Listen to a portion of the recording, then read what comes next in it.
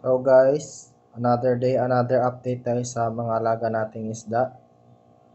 So ngayong araw, update tayo sa breed natin na beta. Tingnan natin kung ano nang nangyari. Silip na natin ulit muna itong mga beta natin, yan o. Yan. Ito yung male na isa, ito yung female. Ayun, nagpe-flare na siya kasi inopen natin para ma-flare niya rin yung katawan niya, yung fin niya. Dito ko nga pala nilagay muna itong male. Yan, kasi inalis ko na pala yung male. Kasi nakikita kong kinakain niya yung lumalangoy na mga fry. Akala ko kasi nililipat niya lang. Pero kinakain niya pala. Pagka-check ko ng umaga, nakita ko yung mga lumalangoy, wala na. So, tingnan na natin. Ito yung update niya. Ito yung update natin, guys.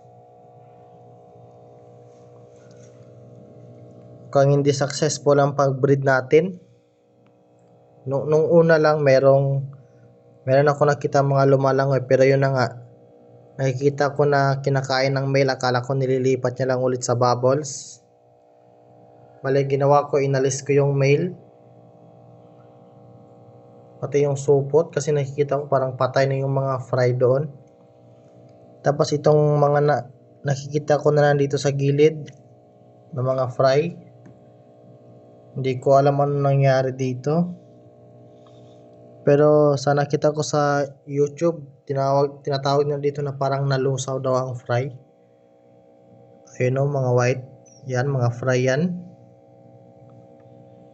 So, failed ang pag-breed natin. Hindi. Ang papapisa ng mga eggs.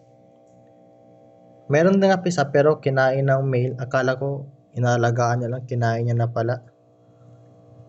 So, yun ang update natin sa beta breeding natin.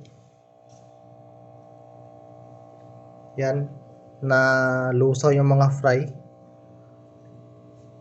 Sa sunod, sige lang kasi first time pa naman natin mag-breed ng beta. At least sa sunod alam na natin ang gagawin natin. Alisin na lang kaagad siguro yung male after mag-drop ang female. Pag nalagay niya na sa bubbles, alisin na. Or ano bang maganda, kasi sabi nila dapat pakainin daw yung male. Yung iba naman napanood ko na hindi na daw kailangan pakainin ng male. So comment down nyo na lang guys kung ano ba talaga ang tamang proseso sa pag-breed sa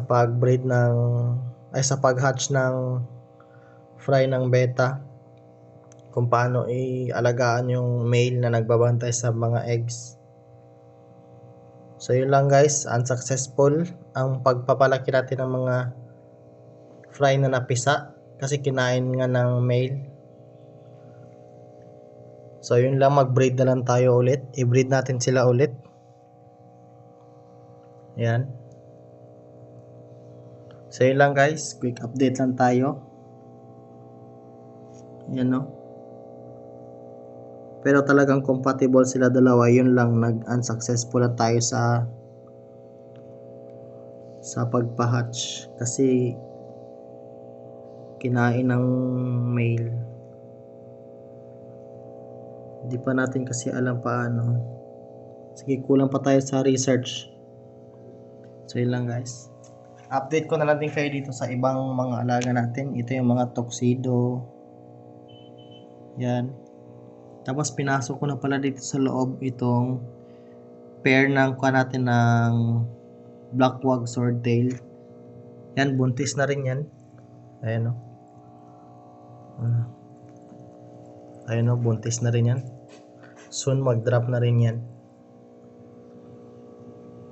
Gagawin din natin ng video yan pag nag-drop na siya. So yun lang guys, update na lang tayo ulit. Update ko na lang kayo ulit sa next breeding natin ng beta. So yun lang, bye bye.